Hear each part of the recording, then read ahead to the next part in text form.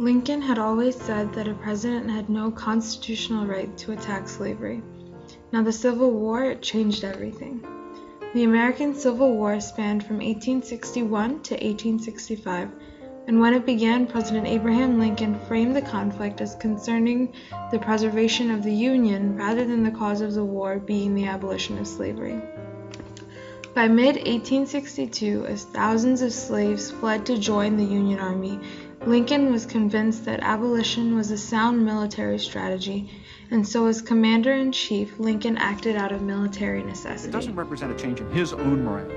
He says this is a war measure because slaves are essential for the South's war effort. If we can encourage slaves to leave the Southern lines and come to our lines, we will reduce their capacity to make war. And it also comported with his own wish to see all men everywhere free.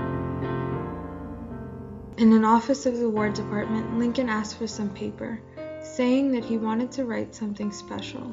He then sat down and began writing the Emancipation Proclamation. Major Becker of the War Department was asked to keep Lincoln's writings under lock and key as he mulled over the document for weeks, writing a little bit of it at a time. He would look out the window a while, then put down a line or two, and then sit quiet for a few minutes. Major Thomas Eckert, War Department. Lincoln was ready to show his document to his cabinet by July of 1862. The proclamation said that in any state that was still under rebellion by January of 1863, every slave would be made forever free. However, when Lincoln first proposed the Emancipation Proclamation to his cabinet, many of his cabinet secretaries were apathetic or worried that the proclamation was too radical. Secretary of State William Seward suggested waiting for a Union victory so that the government could prove that it could enforce the proclamation. Although the Battle of Antietam resulted in a draw, it gave the Union Army the boost it needed to drive the Confederates out of Maryland. This was enough of a victory that Lincoln felt comfortable issuing the Emancipation Proclamation 5 days later. September 17, 1862, stands still today as the single bloodiest day in all of American history.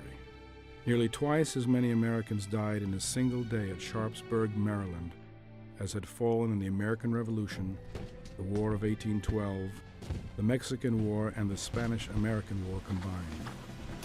By comparison, American losses on the bloodiest day of World War II, D-Day, were a quarter of those at Antietam. This was a period in which many officers in the Union Army were saying that the rebels had won the war, they had proved their worthiness of independence, that their own men had not fought well, and that they might as well confess that they had lost the war. The Lincoln administration now, for the very first time in the war, is desperate. It must have a victory. The enemy has now invaded the North. We cannot fail. There cannot be another loss. For Lincoln, the victory at Antietam was more than just an item on a political schedule. It had become a matter of almost religious commitment for him to link Antietam with the Emancipation Proclamation.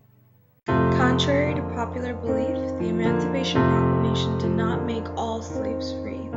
As much as Lincoln would have loved to see all men free, he was well aware of the fact that freeing slaves all across the country would cause the border states who were loyal to the Union angry and possibly cause them to rebel as well.